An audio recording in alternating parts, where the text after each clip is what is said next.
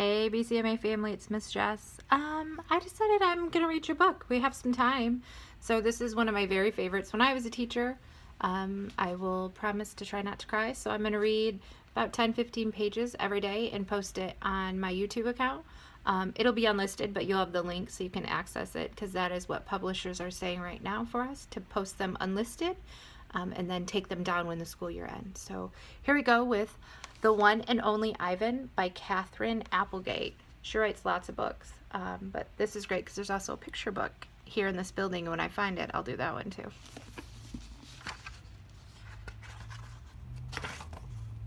It's never too late to be what you might have been. George Eliot. Hello, I am Ivan. I am a gorilla. It's not as easy as it looks. Ooh. Names. People call me the freeway gorilla, the ape at exit 8, the one and only Ivan, mighty silverback. The names are mine, but they're not me. I am Ivan, just Ivan, only Ivan. Humans waste words. They toss them like banana peels and leave them to rot. Everyone knows the peels are the best part. I suppose you think gorillas can't understand you. Of course, you also probably think we can't walk upright. Try knuckle walking for an hour. You tell me, which way is more fun? Patience. I've learned to understand human words over the years, but understanding human speech is not the same as understanding humans. Humans speak too much. They chatter like chimps, crowding the world with their noise, even when they have nothing to say. It took me some time to recognize all these human seconds, to weave words into things, but I was patient. Patient is a useful way to be when you're an ape. Gorillas are as patient as stones. Humans, not so much. You coming in? I have a coworker today. How I look. I used to be a wild gorilla, and I still look the part. I have a gorilla's shy gaze, a gorilla's sly smile. I wear a snowy saddle of fur, the uniform of a silverback. When the sun warms my back, I cast a gorilla's majestic shadow. Ooh. In my size, humans see a test of themselves. They hear fighting words on the wind when all I'm thinking is how late day sun reminds me of ripe nectarines. I'm mightier than any human, 400 pounds of pure power.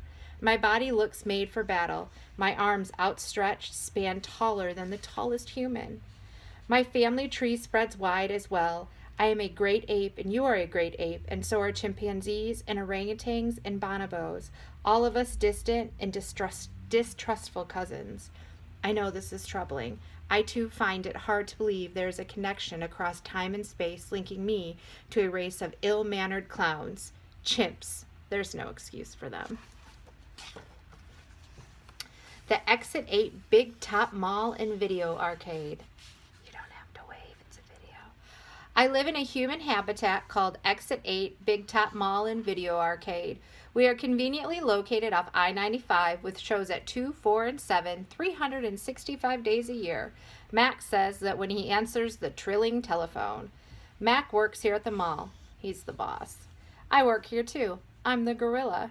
At the Big Top Mall, a creaky music carousel spins all day, and monkeys and parrots live among the merchants. In the middle of the mall is a ring with benches where humans can sit on their rumps while they eat soft pretzels. The floor is covered with sawdust made of dead trees. My domain is at one end of the ring. I live here because I am too much gorilla and not enough human. Stella's domain is next to mine. Stella is an elephant. She and Bob, who is a dog, are my dearest friends. At present, I do not have any gorilla friends. My domain is made of thick glass and rusty metal and rough cement. Stella's domain is made of metal bars. The sun bear's domain is wood. The parrot's is a wire mesh. 3 of my walls are glass. One of them is cracked. A small piece about the size of my hand is missing from the bottom corner. I made the hole with a baseball bat Matt gave me for my 6th birthday. After that, he took the bat away, but he let me keep the baseball that came with it. A jungle scene is painted on one of my domain walls. It has a waterfall without water, and flowers without scent, and trees without roots. I didn't paint it, but I enjoy the way it shapes the flow across my wall. Even if it isn't much of a jungle, I'm lucky my domain has 3 windowed walls. I can see the whole mall and a bit of the world beyond. The frantic pinball machines, the pink billows of cotton candy, the vast and treeless parking lot. Beyond the lot is a freeway where cars stampede without end. A giant sign at the edge beckons them to stop and rest like gazelles at a watering hole. The sign is faded, the colors bleeding, but I know what it says. Mac read its word aloud one day. Come to the Exit 8 Big Top Mall and Video Arcade, home of the one and only Ivan, mighty Silverback. Sadly, I cannot read, although I wish I could. Reading stories would make a fine way to fill my empty hours.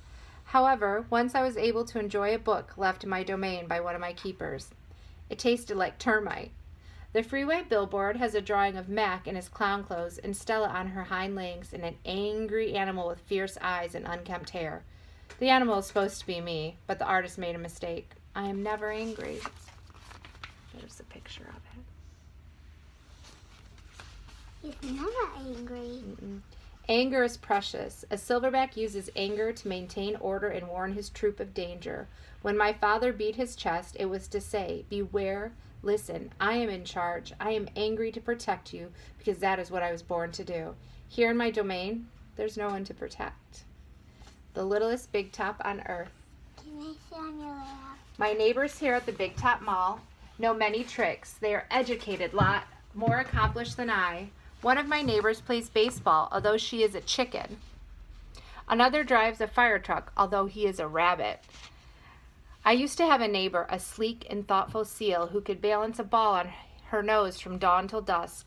Her voice was like a throaty bark of a dog chained outside on a cold night.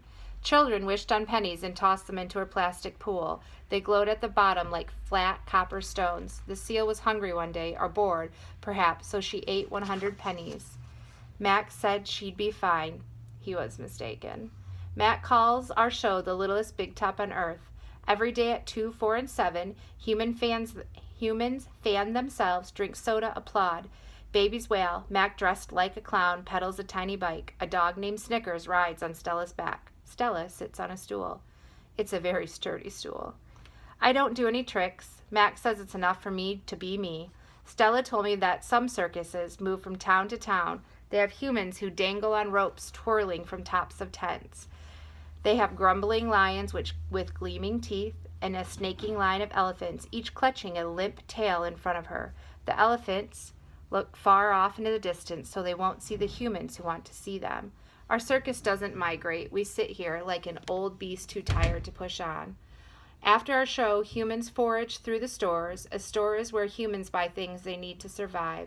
At the Big Top Mall, some stores sell new things, like balloons and t-shirts and caps to cover the gleaming heads of humans.